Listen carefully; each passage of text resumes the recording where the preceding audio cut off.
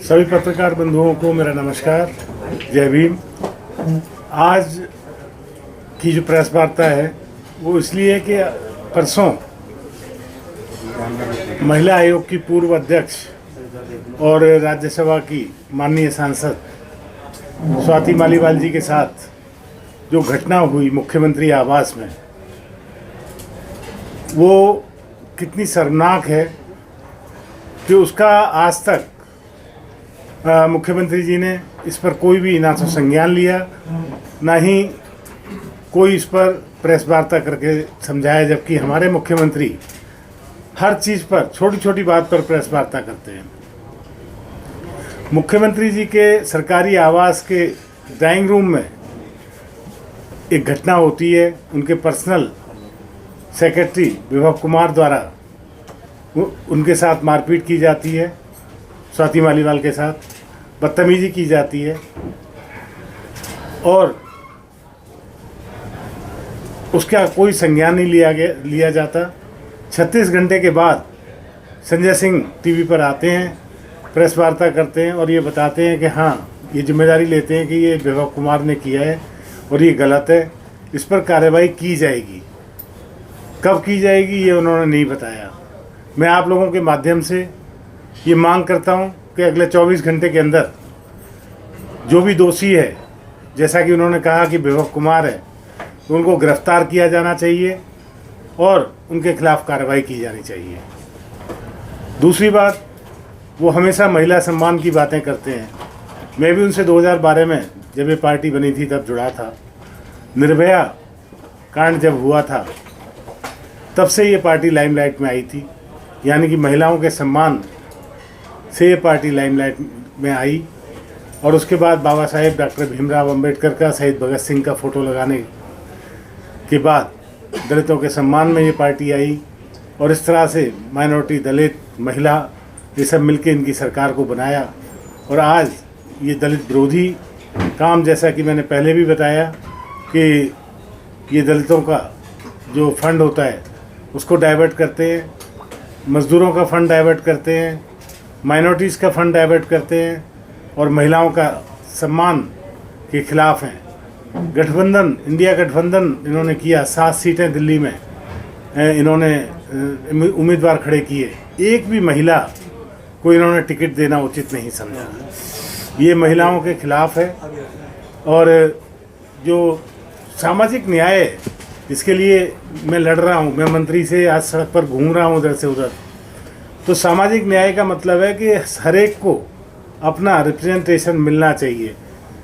हम inclusive society में रहते हैं, हमें और हमारा संविधान भी यही बताता है हमें कि हमें लिंग भेद, जाति भेद, धर्मों से अलग हटके हर आदमी को, हर कौम को, हर लोगों को, हर तरह के लोगों को उनका प्रतिनिधित्व मिलना चाहिए।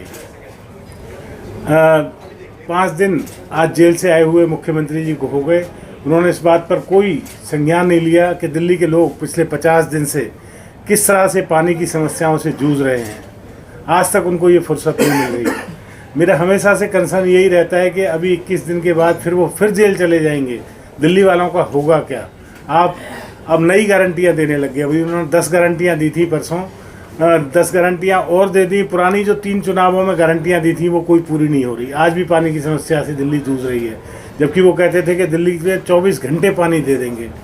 24 घंटे तो दूर, पानी है ही नहीं लोगों के पास, पीने के लिए पानी नहीं है तो सीवर का पानी है।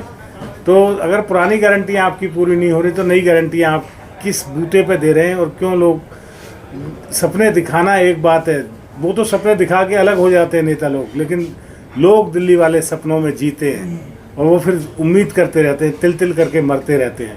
तो मैं उनसे ये भी गुजारिश करूंगा, आगाह करूंगा उनको कि अब सपने दिखाना बंद करिए और कम से कम जितने सपने आपने पहले दिखाए थे, आपने कहा था हम यमुना को साफ़ कर देंगे, जो भी सपने पहले दिखाए थे उनको पूरे कर दीजिए, उन वायदों को पूरा कर दीजिए।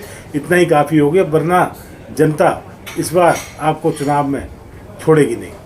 और जहाँ तक हमारी बात है तो बहुजन समाज पार्टी पहली बार बहुत अच्छा प्रदर्शन कर रही है और हम इस बार हाथी अपना असर दिखाएगा और हम कई सीटें जीतेंगे। आनंद जी, अगर 24 घंटे में कार्रवाई नहीं होती है स्वाति मालीवाल को लेकर, तो उसके बाद आपका क्या एक्शन है? हम लोग मुख्यमंत्री आवास पे धरना देंगे और महिलाएं जो हैं हमारी जितनी भी पार्टी की, वो सब मिलकर देना। लेकिन अभी तक शिकायत नहीं दी है स्वाति मालीवाल ने अभी तक तो। ये भी मेरा कंसर्न है कि थाने गई, 3 व्हीलर में बैठ के स्वाति मालीवाल थाने जाती है, एक औरत रोती हुई थाने जाती है। थाने में आखिर किसका फ़ोन आ जाता है कि वो रिपोर्ट लिखाते लिखाते रुक जाती है?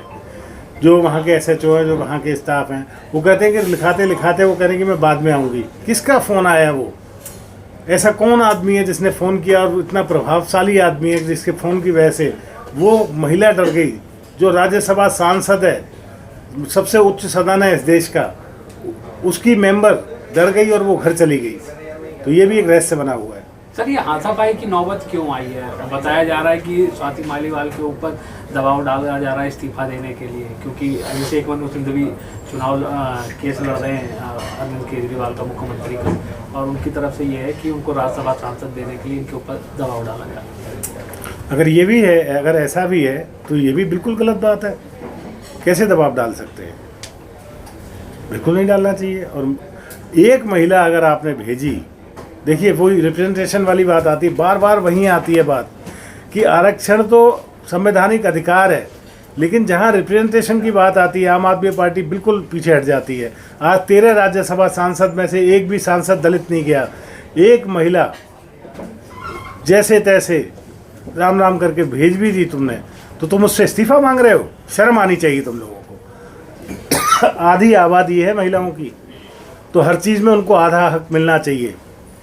अगर उनको आधा हक नहीं मिलता हर चीज़ में, तो फिर रिप्रेजेंटेशन का मतलब क्या रहा? फिर IIT करने का फ़ायदा क्या हुआ? फिर गणित पढ़ने का फ़ायदा क्या हुआ? आधी आबादी को आधा हिस्सा मिलना चाहिए। रिजर्वेशन भी यही है ना कि 15% SC रहते हैं, 17% रहते हैं, तो उनको 17% दे रहे हो आप। एहसान तो नहीं कर रहे, कोई इसमें वो नहीं है। अगर 17% SC को आप 30% रिजर्वेशन दो, तब तो ये बात होगी कि साहब गलत है। लेकिन जितने परसेंटेज हैं उतना रिजर्वेशन दे रहे हो, तो कोई गलत नहीं है। इसको किसी भी उच्च जाति को भी गलत नहीं समझना चाहिए, सिर्फ गणित का खेल है। आधी आबादी महिलाओं की है, आधा उनको हिस्सा मिलना चाहिए। और 13 में से तुमने एक भेज दिया, बड़ा एहसान किया, हम शुक्रगुजार हैं आपके, तो एक की भी वापस ले लोगे? बिल्कुल गलत है। देश की महिलाओं को जागना चाहिए।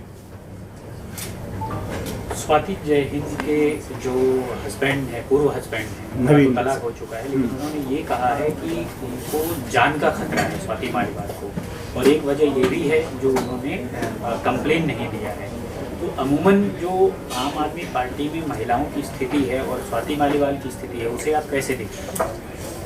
देखिए, बिल्कुल नवीन जी जो कह रहे हैं, मैं उससे इत्तेफाक रखता हूँ कि जो महिला को कोई ना कोई फ़ोन गया और उसके बाद वो लौट आई, उनको धमकाया तो जा रहा है, इसमें तो कोई डाउट नहीं है। और जान का खतरा है या नहीं ये तो नहीं, लेकिन धमकाया उनको पक्का जा रहा है।